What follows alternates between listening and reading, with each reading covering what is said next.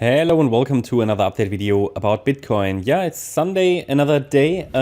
It seems like we are still trending up a little bit. You know, on the 1 hour chart we can see that, but nothing major. Pretty much still overall range movement, and we're still in this typical wave 4 correction, which is just extremely boring. Okay, so there's nothing unusual currently happening in the chart. The price structure here resembles a wave 4 correction, which is just extremely boring. Anybody who's been with us throughout the bear market knows how wave 4s can be extremely boring.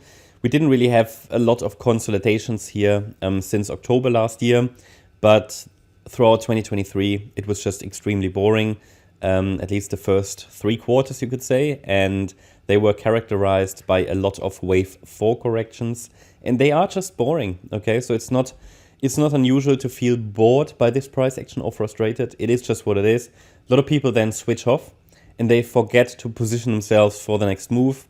Then it's gone. You know, at some point the fifth wave might start and they haven't bought, and then they buy too late, too high. That's typically what happens. So that's one of the main errors investors, traders, or rather traders subscribe to, which is inactivity, inaction. Okay, they don't do anything because they get bored. They don't watch the charts. They don't position themselves. They think, okay, I'll do it tomorrow. And then the chart has moved when they least expect it. So we are in this correction in a wave 4. It's corrective price action. I don't see anything that would suggest that this support area is going to break. Well, it doesn't mean it couldn't break, of course. You know, markets are dynamic. However, there's nothing there I can see right now. We're not even close to the 50% Fibonacci level, which is that 50% Fib retracement of the third wave. Oops, 1 second. Of the third wave that started here on the 14th of November, 15th of November. And obviously it topped here around the 13th of March. And then this is the pullback, obviously, you know, that is sort of related to that.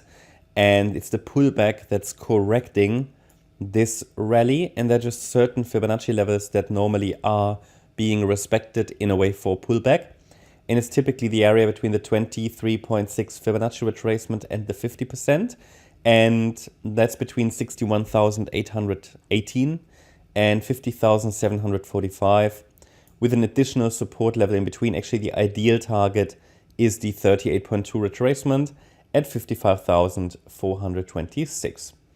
Yeah, it's possible that this entire wave 4 is over. There is absolutely no evidence for it, and therefore I continue to follow the pathway that I've highlighted basically from the beginning, that my assumption is that we are going to form here a larger ABC structure.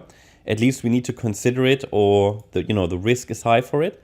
What does it mean? Well, it means that the move down initially here was only the A wave of the correction. We're now starting a B wave corrective rally, and the C wave down could follow.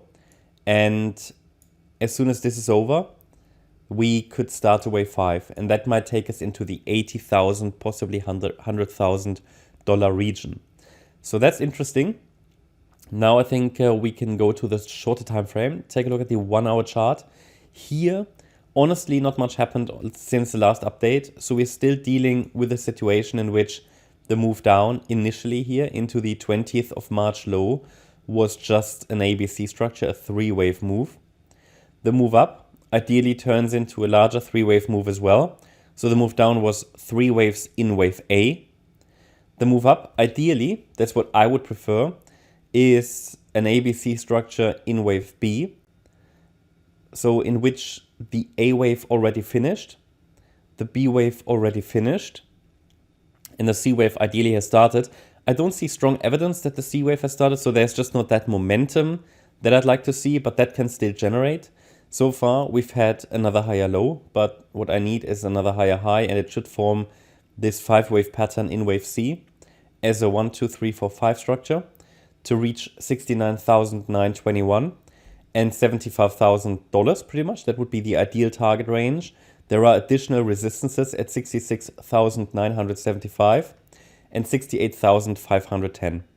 So that's what I'm watching primarily, this extended B wave. And then as soon as the B wave is over, I'd like to see a C wave down into the orange support region. I would prefer that. And I just follow that, not because it has to happen. Yeah, I mean, there are many options in corrections, how they can unfold. This could even turn into a triangle eventually. But you know, wave fours have a tendency just to extend, you know, and that's why I follow it. And also because the move down from what I've labeled here as a wave high, that move down was looking corrective in nature. So that means we have a 3-wave move to the downside. And the move up isn't clearly 5-wave like. So that's why I'm just watching this. But that's the idea, you know. There was a support zone here. And as long as it's being respected, especially as long as we're holding here the Friday low, which was formed at 62,318, I would be watching for a C wave to the upside. If we take out that low, it would indicate that this B wave, which I would still like to see form, that this B wave already topped. Okay, so that would be my alternative. I think the preferred scenario is very clear.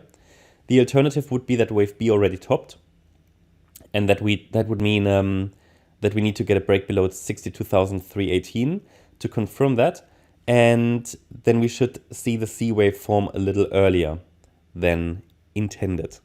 And in both scenarios, I would like to see the price form that C wave to the downside. Okay, so that should be quite clear.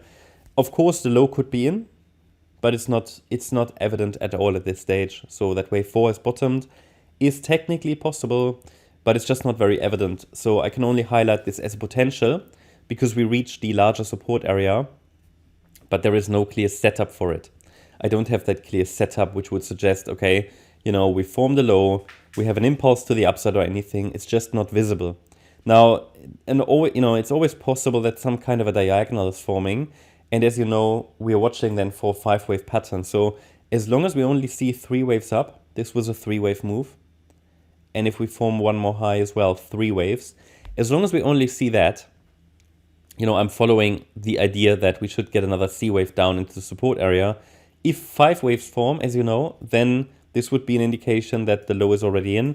And then we're watching for a 3-wave pullback in the other direction, which could act as a jump-off point and a setup for further rising prices. That's my update about Bitcoin. Hope you liked the update. If you did, please hit the like button, leave a comment and subscribe. And if you really like the content, then please check out the channel membership. Also, make sure that you follow us on Instagram and Twitter for additional content. Thanks a lot for watching. Bye-bye.